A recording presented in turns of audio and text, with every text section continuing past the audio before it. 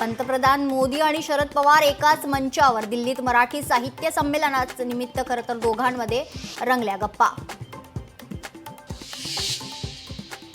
मला पुरस्कार मिळाल्याने विरोधकांच्या पोटात दुखते, ठाकरे सेनेची अवस्था तुम लढो हम कपडे संभालते, उपमुख्यमंत्री एकनाथ शिंदेंचा उद्धव ठाकरेंना टोला।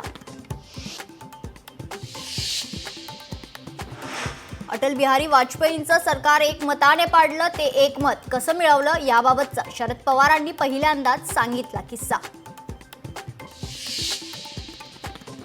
आरोप झाले तर जबाबदारी म्हणून राजीनामा दिला पाहिजे नाव न घेता अण्णा हजारेंनी माणिकराव कोकाटे आणि धनंजय मुंडेंवर साधला निशाणा।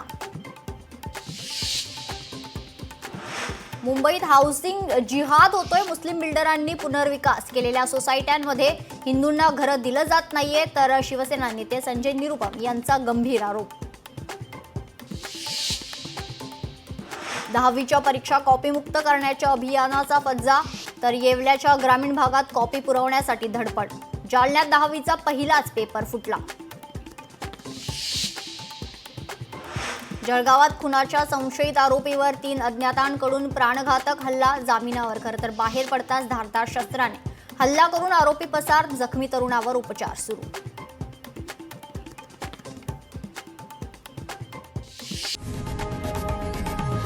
लोकशाही मराठी ऐका, पहा, जागरूक रहा।